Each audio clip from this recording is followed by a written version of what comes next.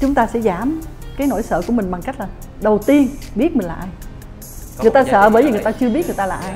Có câu tiếng Anh là they don't know what they don't know. Nếu mà người đó đã không biết là họ thiếu một cái gì thì làm sao để họ biết. Làm quá trời làm luôn, nhưng rốt cuộc lại là tới một ngày kia mình thấy là thật sự cái này có đúng là cái mình muốn không. Người ta nói là khi mà bạn đã phát triển được cái nhân cách của bạn rồi, tiềm năng của bạn bắt đầu xuất hiện. Theo em thấy thì một số nơi họ đào tạo á thì mình không có bị so sánh, nhưng em thấy là bản thân cái người đứng đầu hay là người mà có cái giá trị để mà thấm nhuần trong cái cơ sở giáo dục đó thì họ phải là một người nói đi đôi với việc làm, giống như tiếng Anh nó là walk the talk, còn nếu không thì nó sẽ là bề mặt.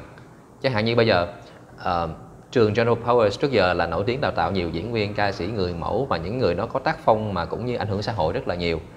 Ngay cả em là một người phiên dịch viên của các hội nghị quốc tế, khi mà đến đây học xong nói chuyện với chị Trang, cô Trang xong thì tự nhiên thấy mình là phải suy nghĩ lại về cái giá trị nội tại bản thân, cái hệ thống đó nó phải thể hiện từ bên trong tới bên ngoài.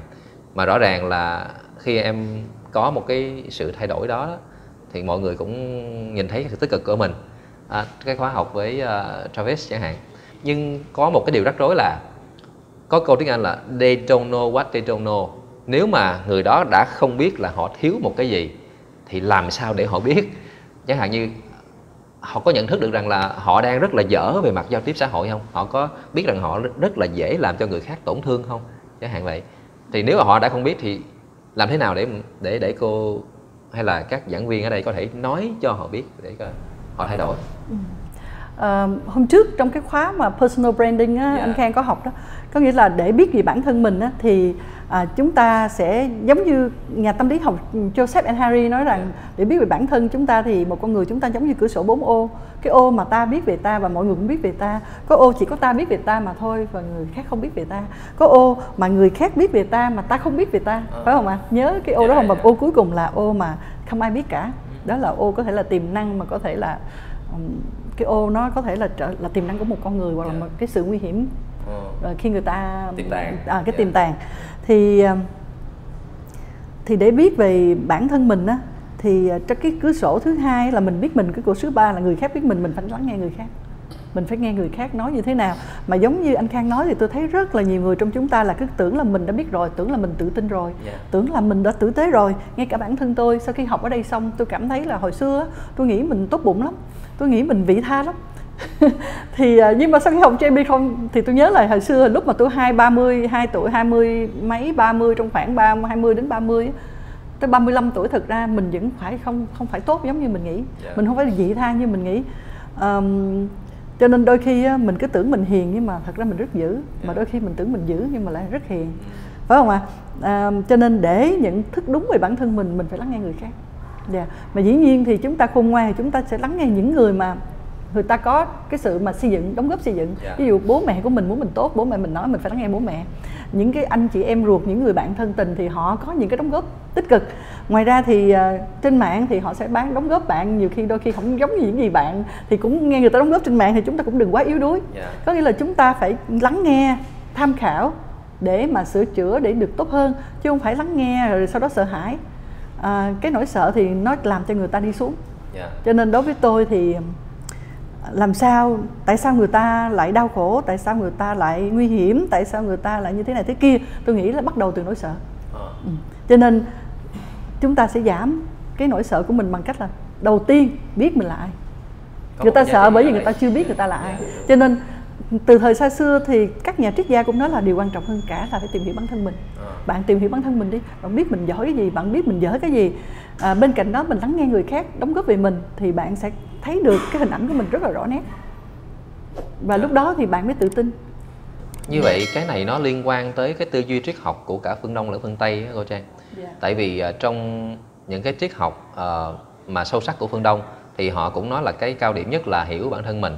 Nhưng cái đó nó thành một cái sáo ngữ đến mức độ mà bây giờ trong phim ảnh nó cũng xây dựng theo kiểu kịch bản rất là đơn giản. Một người ban đầu đó là không biết bản thân mình, sau đó tình cờ là đưa vào một tình huống rất là khó, cái tự nhiên khám phá ra bản thân mình. Nhưng theo em thấy thì đó là phim ảnh, nhưng mà trên thực tế của mình á, nói thì dễ nhưng mà nó làm nó khó. Thành ra em muốn hỏi coi là cái chuyện, cái giá trị của một người bên trong khi mà họ làm việc với người khác nó ảnh hưởng nhiều với hành động người khác không? Ví dụ một người không biết là giá trị của họ ở đâu thì họ làm một công việc, cái kết quả đem lại nó có khác so với một người biết rõ là giá trị của mình là gì không? Thật ra thì nói về giá trị thì tôi nhớ một câu này, cái câu bằng tiếng Anh là your values shape your decision. Oh yeah. Your decision shape your life. Yeah. Có nghĩa là thật ra thì giá trị nó vô cùng quan trọng cho mỗi một con người chúng ta, mà đôi khi chúng ta cũng hình như là người ta sống để mà sống. Nhiều khi một số bạn tại sao đi làm đường, bởi vì sao không có biết là giá trị gì đối với tôi là quan trọng. Và trong mỗi con người họ đều có sự khác nhau trong cái việc giá trị. Có người thì chọn là hạnh phúc gia đình là giá trị, có người chọn là tiền bạc, có người chọn sự nghiệp, có người chọn công danh. Có nghĩa là có rất là nhiều cái giá trị mà người ta chọn khác nhau. Nhưng mà cái câu tiếng Anh nãy nhất chúng ta nhớ là gì? Cái giá trị của chúng ta chọn á, nó sẽ quyết định cái gì? Nó sẽ hình thành nó sẽ giúp cho chúng ta quyết định đúng. Cho nên đầu tiên, tại vì sao giá trị vô cùng quan trọng, bạn phải biết giá trị của mình. Bởi vì sao? Mỗi lần bạn ra quyết định, bạn dựa trên giá trị đó bạn ra quyết định không? Mà một ngày bạn quyết định bao nhiêu thứ? Từ cái áo mà tôi muốn mặc á, tôi muốn mặc cái áo đó, nhưng mà cái áo đó nó có ảnh hưởng tới nhân cách của tôi hay không? Ví dụ cái áo nó rất là thoải mái, nó rộng rãi hoặc là nó xuyên thấu gì đó thì nó sẽ làm cho tôi, mặc dù tôi vô cùng thích cái màu đó, cái kiểu đó, nhưng mà nó ảnh hưởng tới nhân cách của tôi. Và cái giá trị tôi chọn đó là gì? Đó là một người có một cái nhân cách tốt thì tôi sẽ quyết định không mặc áo đó. Có nghĩa là tất cả những từ cái món ăn cho tới cái mặc, cho tới cái nói ra, cho tới cái hành vi ứng xử, mọi thứ nó dựa trên cái giá trị mà bạn lựa chọn. Cho nên thật ra đối với con người chúng ta, đầu tiên bạn phải xác định được cái giá trị quan trọng nhất của bạn là gì. Để làm chi? Để mỗi lần bạn ra quyết định, bạn coi cái quyết định này nó có ảnh hưởng tới giá trị của tôi hay không. Và giá trị nó giữ cho mình đi đúng hướng, đi đúng những cái giống như kim chỉ nam cho cuộc đời của mỗi con người. Cho nên mình sau khi mà mình ra những cái quyết định đúng đắn thì cuộc đời của mình sẽ đẹp. Thì tôi nghĩ là chúng ta phải coi lại các giá trị.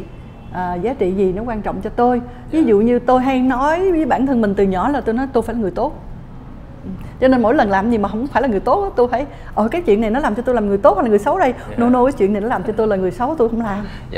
Vậy cái thứ đầu tiên đó này em nói chơi đây, tức là phải xác định là do no harm trước cái đã, đừng có gây hại tới ai cái đã, rồi mới là do good things.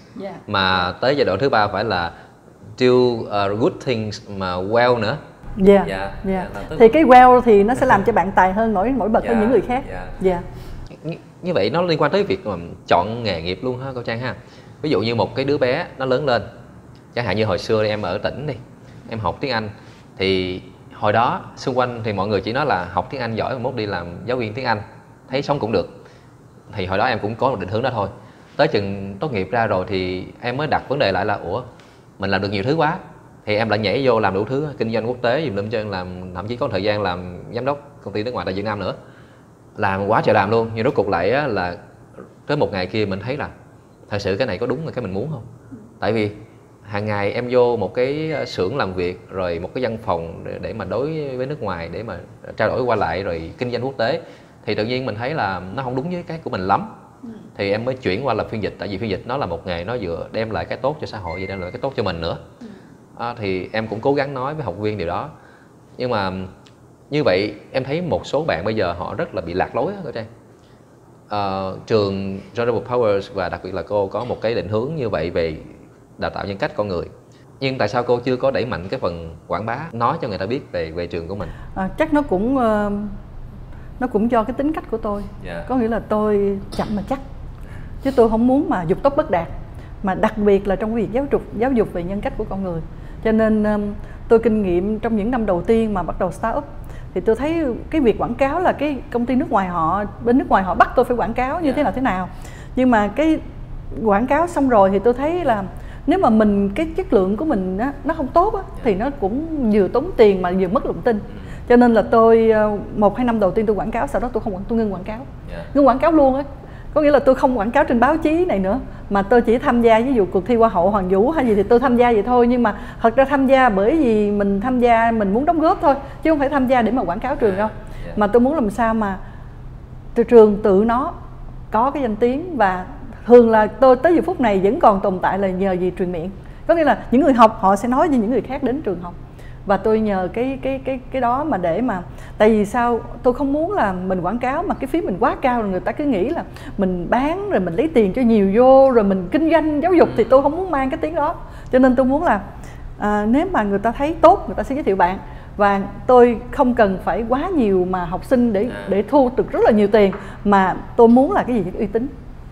Uy tín đó thì nó được bởi chất lượng cái lớp học, bởi chất lượng cái người học, mà họ học xong họ thấy nó tốt thì tôi nghĩ nó chậm, nó chắc mà nó an toàn. Mà trong chúng ta không phải cái thời gian mà nó gọi là Việt Nam bây giờ chúng ta đang đi vô một cái ngưỡng cửa gọi là cái sự mà ai cũng hiểu biết. Cả xã hội ai cũng có thể hiểu biết rất là cao, vừa tri thức, vừa kinh tế, vừa nhu cầu của con người lên cao hết. Cho nên là chúng ta không thể mà làm việc theo kiểu mà nông nổi nữa, không có, chúng ta phải làm việc một cách chuyên nghiệp, một cách chắc chắn và một cách có chất lượng. Thì tôi nghĩ đối với những cái doanh nghiệp nào mà họ nghĩ về cái khuynh hướng đi kinh doanh như vậy thì tôi nghĩ cái sự lâu dài và sự bền bỉ chắc chắn sẽ được ủng hộ bởi khách hàng. Cho nên và đặc biệt là cái ngành của tôi là ngành phát triển nhân cách về con người. Và thường khi nói về, khi bắt đầu tôi gặp khó khăn khi tôi đặt cái tên trường là Nhân Cách, mọi người kêu tôi: cô Trang bỏ cái tên Nhân Cách đi, tại cô để đó thì người ta thấy là bộ tôi không có nhân cách, sao tôi đi học ở trường Nhân Cách. Và là đôi khi có mấy bạn nổi tiếng đi học trường nói: cô Trang, mấy bạn hỏi em đi học gì, em nói em đi học phục hồi nhân cách. Thật ra mấy bạn nói chơi cho vui, nhưng mà mọi người cứ nói là cứ sợ, nhưng mà thật ra trong tiếng Anh gọi là personality development. Thì có nghĩa là người ta nói là khi mà bạn đã phát triển được cái nhân cách của bạn rồi, tiềm năng của bạn bắt đầu xuất hiện. Cho nên một khi bạn tự tin, bạn phát triển nhân cách, bạn sẽ sử dụng được tiềm năng của mình. Và đó là lý do bạn thấy là tất cả những học sinh ở JIB, các bạn hầu như là những người mà có ước mơ nổi tiếng, trở thành công, thành đạt đó, các bạn đến đi học là chắc chắn một điều là các bạn sẽ thành công đó. Chắc chắn một điều các bạn sẽ nổi tiếng đó. Chỉ có là thời gian thôi. Thì thông qua 14 năm tại JIB thì thấy rất là nhiều bạn có nghĩa là thành công nổi tiếng nhờ vào học chương trình này. Có nghĩa là các bạn đã phát triển nhân cách một cách trọn vẹn rồi, có sự thu hút rồi, có sự chững chạc rồi, thì bắt đầu các bạn sử dụng được tiềm năng của mình, tiềm thức của mình, trực giác của mình và rất là nhiều thứ khác mà tiềm năng của con người. Tôi nghĩ là ai cũng có tiềm năng hết, mà tại vì người ta không tin người ta có tiềm năng thôi. Đó là sự nhiệt tình, đó là sự quyết tâm, đó là sự nhẫn nại, đó là những giá trị. Sau khi các bạn có đầy đủ những yếu tố giá trị đó, tất cả những ông chủ đều muốn thuê bạn. Vậy thì cái nghề nghiệp có phải là đích đến cuối cùng của một con người hay không? Bạn mang đến cho cuộc sống điều gì? Bạn mang đến cho cái góc đường đó điều gì? Bạn mang đến cho cái cây đó cái gì? Bạn mang đến cho những con người thân yêu của bạn điều gì? Bạn sẽ nhận lại được. Em cảm nhận được là khi mà mình nói đúng, làm đúng, mình cho người ta cái tư duy khác biệt so với việc mà không đi học ở một cái chỗ của mình, thì điều đó đã là một cái điều tự hào.